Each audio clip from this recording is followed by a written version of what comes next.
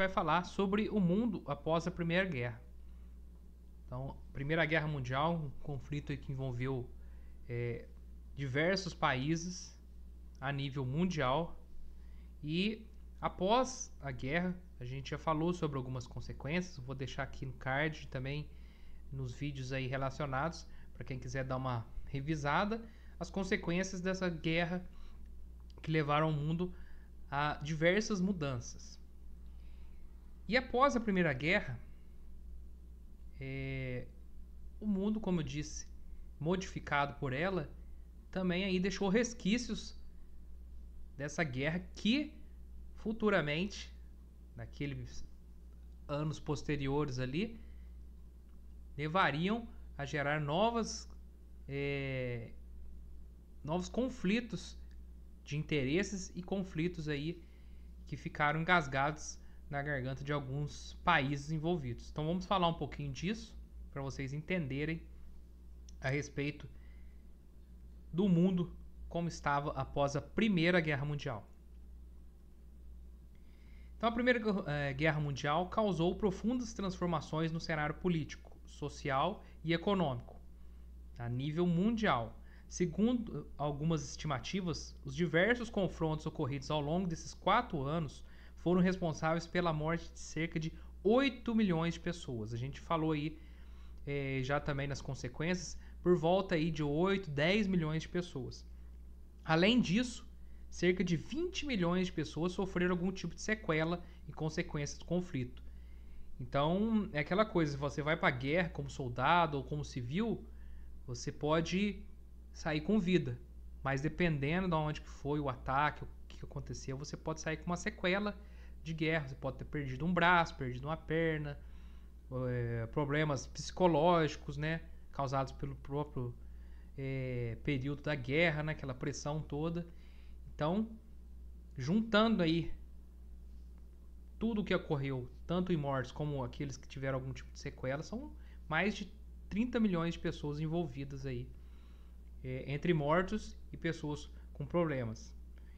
Paralelamente a isso, os prejuízos econômicos trazidos aos países envolvidos foram enormes.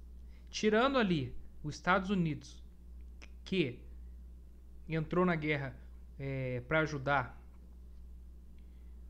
Inglaterra, França a combater os alemães e o Império Austro-Húngaro, que não foram atacados, no caso os Estados Unidos não foram atacados diretamente, eles se sobressaíram, saíram como uma grande potência pós Primeira Guerra. Mas os outros países envolvidos, Alemanha, Inglaterra, França, todos foram devastados de alguma forma pela guerra. Então vamos ver aí alguns conflitos e algumas situações aí envolvendo esse período. Então, com o fim da guerra e o reordenamento político mundial, a Europa perde a supremacia. Quem se torna o grande protagonista mundial? Os Estados Unidos. Vai ser a grande potência mundial. Comunismo ascende na Rússia. Falamos disso, vou deixar aí também para vocês verem a respeito da Revolução Russa. A Rússia já tinha saído da guerra, foi resolver os problemas dela. E conforme ela foi se estruturando, ela foi se tornando uma grande potência também. Foi ascendendo um novo sistema aí, econômico mundial, socialismo / comunismo. Pós-guerra é marcado por uma forte instabilidade econômica e política. É lógico, agora vão ter que se reerguer esses países. Então mudanças profundas vão ter que acontecer nesse período. E aí começam a definir-se os regimes autoritários. Isso aqui a gente vai ter uma aula específica sobre isso, que já falará sobre esses regimes autoritários ou totalitários. Aqui as imagens só para representar aí o fim da guerra, né? Derrota da Alemanha, chegou finalmente a hora do triunfo. Isso aqui é uma notícia de jornal brasileiro, do jornal O Capital. Aqui o fim da guerra e o pessoal comemorando. Continuando, a Europa, falando da Europa em específico após a guerra. Cerca de 1/3 das riquezas acumuladas pela Inglaterra e França foram perdidas na Primeira Guerra. Olha o prejuízo. O parque industrial europeu foi quase reduzido pela metade e o potencial agrícola sofreu uma queda de 30%. É lógico, né, gente? Ataques por terra ou ataques pelo ar, destruindo as cidades, é lógico que também ia destruir as fábricas, regiões onde eram polos industriais ali foram destruídos também. E o campo também sofreu, não só com a devastação, mas também com o número de pessoas que trabalhavam. Então reduziu, né, o potencial agrícola dessas regiões. A Europa deixava de ser um grande símbolo de prosperidade capitalista, estando atolada em dívidas e observando a desvalorização de suas moedas. Foi a partir de então que os Estados Unidos alcançaram a condição de grande potência mundial. Por quê? Palavrinha importante aí nessa parte. Símbolo aí de prosperidade capitalista era a Europa. Só que agora ela está afundada em dívidas. E ela, para se reerguer, ela vai precisar de capital, dinheiro, para começar a se reconstruir. Quem tem o dinheiro agora? Os Estados Unidos. E os Estados Unidos vai emprestar dinheiro, vai ajudar na reconstrução da Europa. Interessante aqui, só um parênteses aí, vocês se lembram que a Inglaterra colonizou aqui na América, América do Norte, que futuramente, com o passar dos anos, se torna os Estados Unidos. Ou seja, o pai dos Estados Unidos, entre aspas, Inglaterra, que foi o que colonizou aqui na América, o filho, Estados Unidos, deu frutos, se tornou uma grande potência e agora está ajudando, entre aspas, o pai, aquele que o colonizou. Então, o que antes era a colônia se transforma num país forte e agora ajuda aquele que o colonizou. Continuando. Falando nos Estados Unidos, a grande potência mundial. Apesar de também ter sofrido com significativo número de baixas e gastar aproximadamente 36 bilhões de dólares. Detalhe, teve baixas de soldados, pessoas que morreram, mas fora, lá na Europa, que foram até a Europa para lutar. Não dentro dos Estados Unidos, o país Estados Unidos ali, não houve ataques. Os Estados Unidos tiveram suas compensações. No ano posterior, depois da guerra, né, o país triplicou suas exportações em comparação ao ano de 1913. E a renda nacional atingiu um valor 2 vezes maior. Ao mesmo tempo, outras nações que não se envolveram diretamente no confronto também ganharam com a Primeira Guerra por não terem sofrido consequências, assim como países da Europa sofreram. Então, os Estados Unidos aumentou suas riquezas porque começou a vender mais, principalmente para a Europa, que precisava se reerguer novamente. E outros países, assim como o próprio Brasil, vai começar um processo de industrialização também.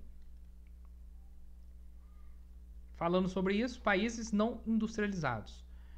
Os países não industrializados ampliaram as exportações de gêneros agrícolas e matéria-prima. Além disso, a retração econômica europeia serviu para que algumas dessas nações, como o nosso querido Brasil, pudessem ampliar suas atividades industriais, substituindo internamente os mercados outrora controlados pelas nações europeias. O Brasil agora começa a investir nas indústrias e como fora do Brasil países da Europa estão precisando agora também dos produtos, vai ser uma ótima pedida para poder exportar e lucrar, aumentando assim os ganhos e a economia do país. No Oriente, no caso o Japão em específico, lucrou com domínio sobre mercados do Pacífico e no incremento de sua produção de algodão e aço. Lembrando que pós Primeira Guerra, um dos países que saiu fortalecido, grande, chamado Tigre Asiático, saiu fortalecido da Primeira Guerra Mundial, apesar de não ter participado diretamente, foi o Japão, a grande potência ali da Ásia. Também falaremos bastante do Japão quando chegarmos no tema Segunda Guerra Mundial. Então já fiquem aí ligados que o Japão tem uma peça fundamental aí na Segunda Guerra Mundial. As questões políticas e seus desdobramentos. Na questão política, a Europa começou a sofrer uma verdadeira crise de valores. Em meio às desilusões de um continente destruído, as tendências comunistas e fascistas começaram a atrair boa parte da população. Falaremos em específico de fascismo no próximo tema nosso, na próxima aula. Então aqui já está dando indícios de como a Europa começou a lidar com essas incertezas. Lembrando, a Europa está destruída. Precisa se reconstruir. Para reconstruir a Europa precisa de pulso firme, pessoas de atitude. Só que isso também muitas vezes é levado para um outro lado, um lado autoritário, que falaremos no tema seguinte. Ao mesmo tempo, tendo caráter extremamente punitivo, os tratados que deram fim à Primeira Guerra incitaram um sentimento de ódio e revanche. Algumas décadas mais tarde prepararam o palco de uma nova guerra. Já vimos esse filme uma vez. Guerra Franco-Prussiana. A Alemanha consegue a região de Alsácia-Lorena e, através dessa conquista dessa região, gera o ódio dos franceses contra os alemães. E lá na Primeira Guerra a gente sabe o que aconteceu. Foi o motivo aí, aproveitando de todos aquelas causas ali, levaram aí a Primeira Guerra Mundial, a França, a ir contra a Alemanha no chamado revanchismo francês. Agora vai ser o contrário. Agora quem está cheia de ódio, cheia de fúria, é a Alemanha. Por tudo que passou no Tratado de Versalhes. Praticamente foi acusada de ser culpada de tudo. E agora a Alemanha, com esse processo também aí autoritário, totalitário, principalmente por um partido que irá surgir nesse período aí, que é o partido nazista, socialista, depois a gente vai falar, vocês vão entender como que foi esse processo também. E aí já é digamos, o pontinho ali, começo da corda que vai ser puxada para chegar também à Segunda Guerra Mundial. Então a aula de hoje foi essa, pessoal. Agradeço a todos vocês. Aqui um geral de como estava o mundo, porque estamos preparando terreno para falarmos aí da Segunda Guerra Mundial. Quais os motivos que levaram a esse conflito. Então já está tendo ideia do que está acontecendo. Um abraço a todos. Meu muito obrigado. Fui!